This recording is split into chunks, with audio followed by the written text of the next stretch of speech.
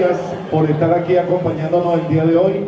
Welcome to the first Latino Financial Summit hosted by the Rhode Island Hispanic Chamber of Commerce.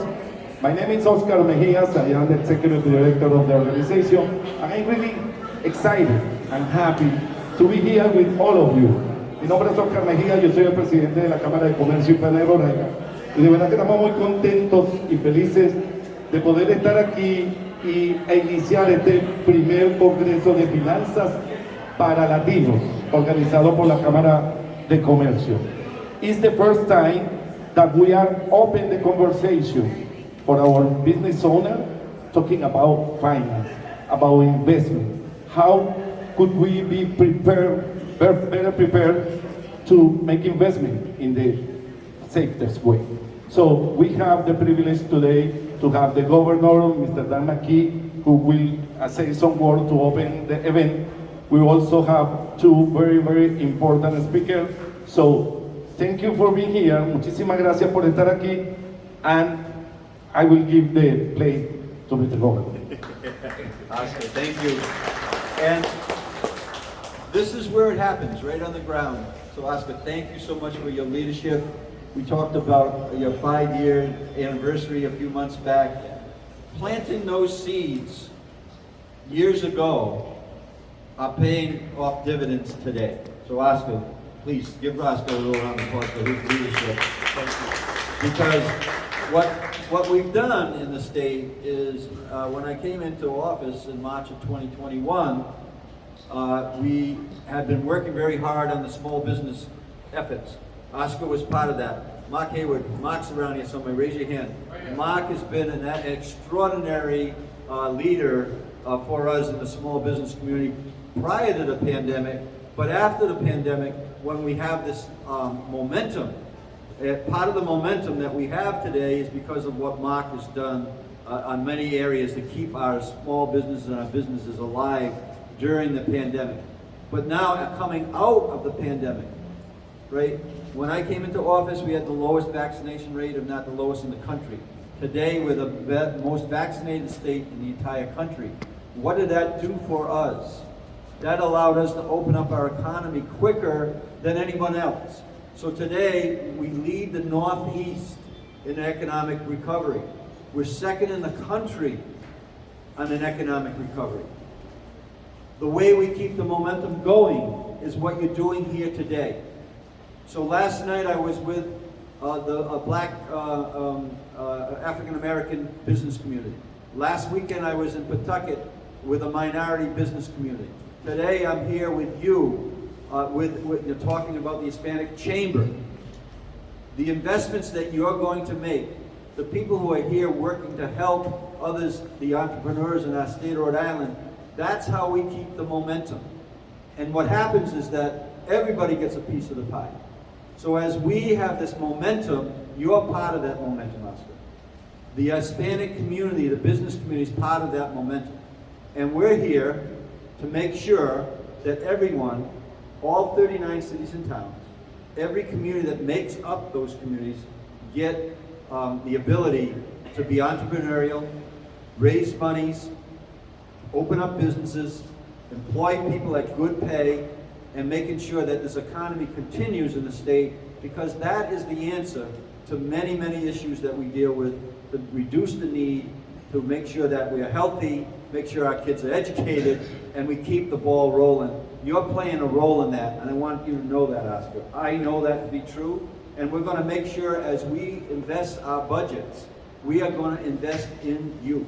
We're going to invest in the people who actually are turning the economy, making the economy roll. We're going to invest in you.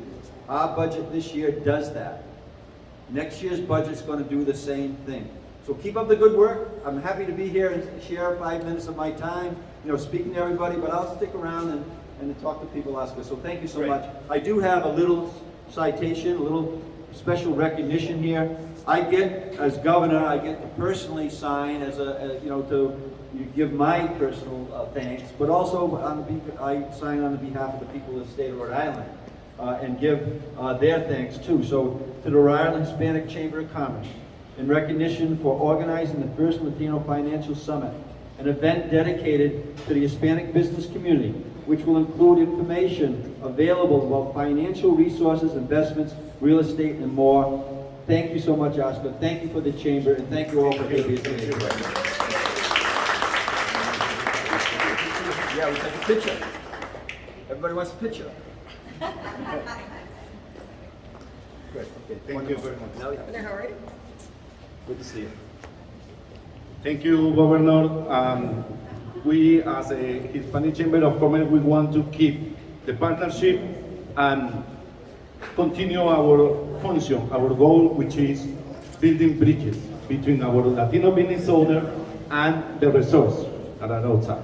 Now, I will have the honor to present a very good friend of our organization. As a Secretary of State, Nellie Gorbea has been a great supporter of our organization.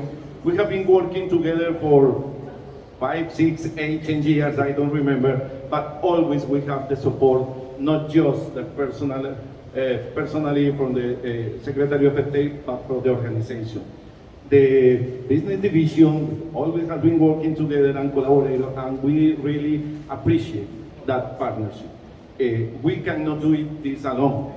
The Hispanic Chamber is growing because we have two key elements. The first one is our business owner. I appreciate the interest and the motivation to be part of this growing organization, but also our partnership with agencies, state agencies, municipality, private organization, private companies. Of course, I will mention our sponsor in a few minutes, but I want to invite Nellie Gorbea, our Secretary of State, to say some words.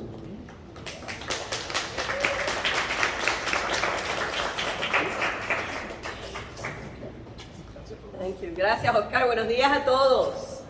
It is a joy to come to every single event that the Hispanic Chamber puts together.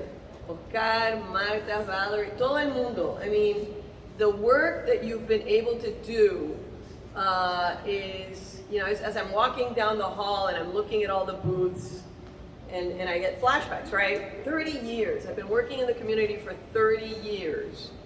And there were several versions of Hispanic chambers, Hispanic business groups, but it was until this moment, this group, that we finally took off. And that is because the health, the economic health of the state of Rhode Island depends on the Latino community, the Black community, the immigrant community of this state, and the businesses that are part of those communities. It depends on them thriving as well. And as your Secretary of State, it has been a joy to walk alongside and help in whatever way I can to the Hispanic Chamber. My booth is right here at the corner, don't miss it. We want to make sure that we're here for you as you set up your businesses. It's not just about the Department of State. We have all sorts of online resources. Y todos los recursos que hemos desarrollado los hemos desarrollado de forma bilingüe, gracias al asesoramiento y la ayuda de la Cámara de Comercio y de todos los comerciantes latinos. Así es que estamos aquí porque el estado de Rhode Island, el futuro económico del estado de Rhode Island depende de la comunidad empresarial latina y minoritaria de este estado. Ese es el verdadero activo. Ese es el verdadero activo de esta economía. Así que vamos a echar para adelante. This is a great next first step for the chamber. I look forward to being here through many, many more. And para adelante, gente. Para atrás ni para coger impulso.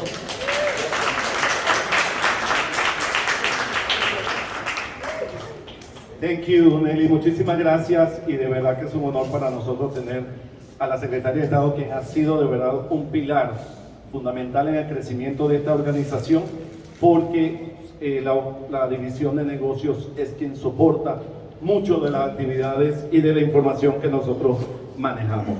Yo también quiero tener la oportunidad de invitar, I want to invite to this stage Mr. Mike Vlacich. He's a regional administrator of the Small Business Administration. Gracias por estar aquí con nosotros. Es bien importante. The Small Business Administration has been giving us all the help with the PPEs, with the loans, y IDL y un montón de recursos con los cuales la Cámara de Comercio ha podido apoyar y soportar. So, I will invite the mic. Thank you very much. I'm going to move this over because I have a lot to say and I can't remember all of it. Again, thank you very much, Oscar.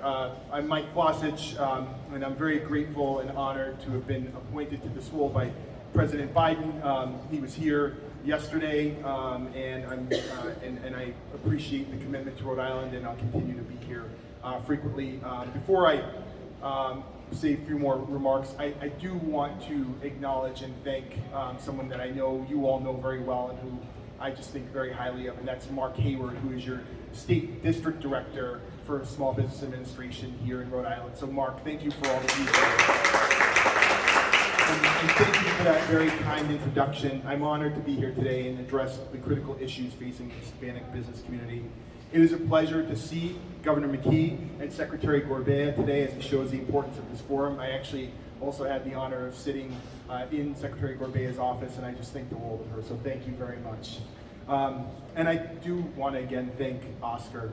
He's the president, as you all know. He's been a leader in this community and in Rhode Island for a very long time. An accomplished business owner. His personal story is remarkable. We got a chance to talk earlier. He's been instrumental in formulating forward-thinking policy that has assisted the Hispanic and minority business community for decades. One of those examples is his leadership as chairman of the SBA Small Business Summit Committee on Emerging Markets. With this platform, he has united the community and advocated for access to capital and government contracting for Hispanic and minority small businesses. One summit recommendation was to provide access to capital for Hispanic and minority small businesses. Through his hard work and insistence, he established that program at the Rhode Island Hispanic Chamber for startup businesses. This program was uniquely designed to make startup businesses bankable. Based on the success of this program to date, I am confident that this will certainly be a prototype for many organizations.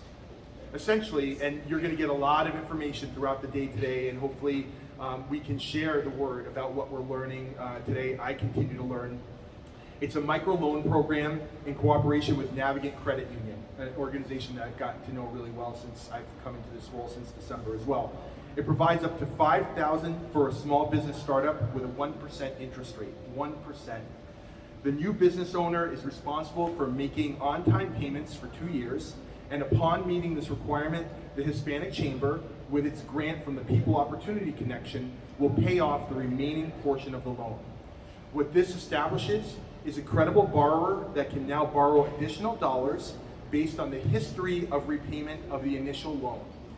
I commend Oscar for devising this program and congratulate him, Rhode Island Hispanic Chamber, and Navigant Credit Union for being innovative and forward-thinking. We need a lot more of that, especially in government. We at SBA are very aware of the need for access to capital.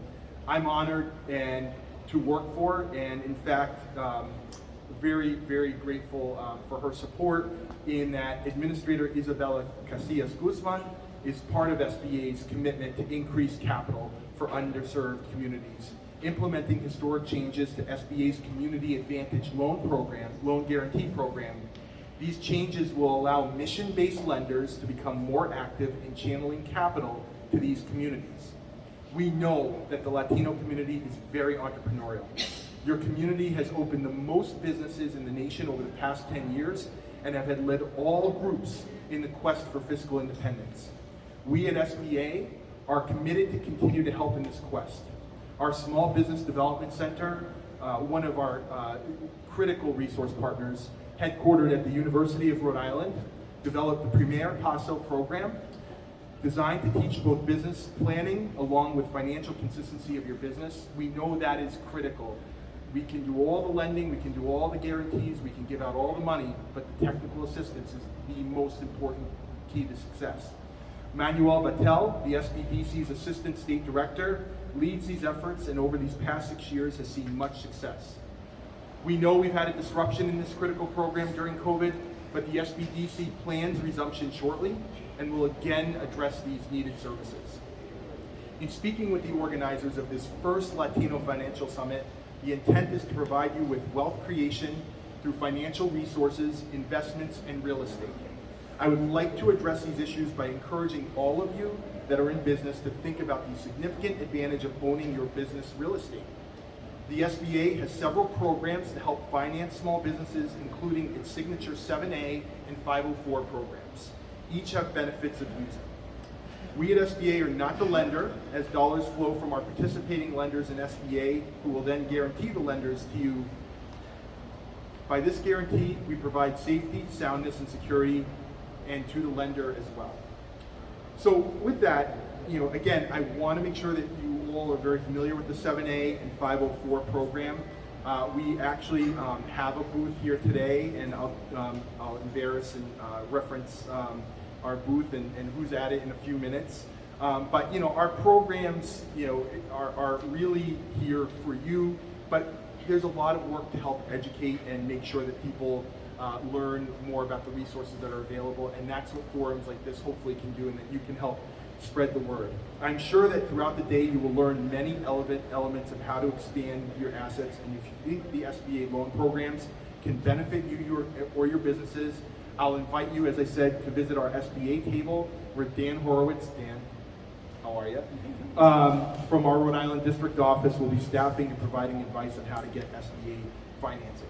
I want to close with two examples, because I think the most powerful tool that we have is not to hear from people like me who are in the government and really are here to help you, but it's the actual businesses. And those examples I think are the most compelling. Our 2022 and 2021 Rhode Island Minority Owned Small Businesses of the Year took advantage of many of the SBA's programs. Javier Brown, president of O2J of Pawtucket, received a PPP loan and a COVID economic injury disaster loan. This helped keep the business going and successful. Javier came to the US from Venezuela over 25 years ago, speaking very little English.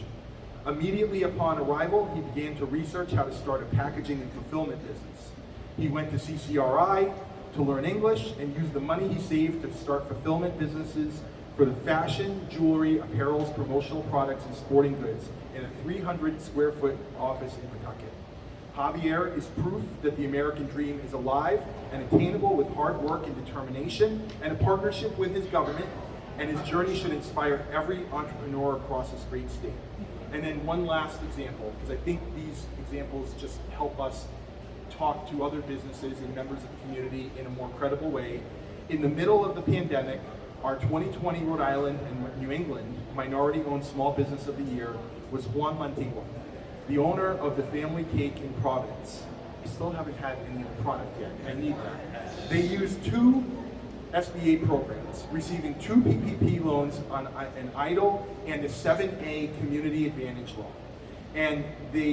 And just like Javier, they utilized the Rhode Island Small Business Development Center at URI. Again, another key business resource partner. Juan's path to opening the Family Cake is an uncommon one. Born in the Dominican Republic, Juan played professional basketball in his native country and was named Rookie of the Year in 1992. In 2001, he and his wife, Wendy, immigrated to the US in pursuit of the American dream. His first focus was to learn English and to establish roots. In 2014, he became the district manager for the multinational consumer products company, and from this, the Family Cake was born. They began baking their goods at Hope in Maine, which we were able to visit several weeks ago. What an inspiring and, quite frankly, organization that hopefully becomes a model nationally. The food incubator that we all know is in Warren, Rhode Island. From 2017 to 2019, Family Cake witnessed an astounding 553% growth in gross revenue, and they continue to grow as we exit the COVID pandemic. Juan has proven again that the entrepreneurial spirit transcends all barriers, and that success, even in the toughest of times, is out there for those who are willing to reach it. So again, I want to provide an update on participation in SBA programs by the Rhode Island Latino community, and I'm happy to answer questions. I'll be at the booth for a while. We were hopefully able to be a great resource. The numbers bear it out throughout the pandemic, And now as we move our way forward, we hope to continue to be there at your side, step by step, working hard to do everything we can to support you. So again, we are committed to each of you, to our host Oscar Mejias, that we will continue to work with all of you to ensure that our community remains at the forefront of what the U.S. Small Business Administration seeks to do, and that we increase our access to capital and continue our technical assistance programs with commitment and vigor. Thank you again for your kind invitation, and I'm excited to be here with you for the morning. Thank you, Oscar. Thank you. Well, thank you very much to our speakers.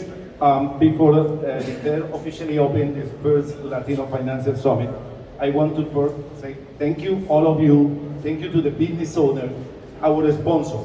It's important that we visit the booth of our sponsor.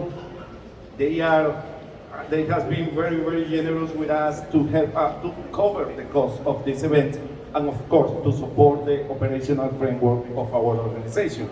So I want to mention our sponsors for today.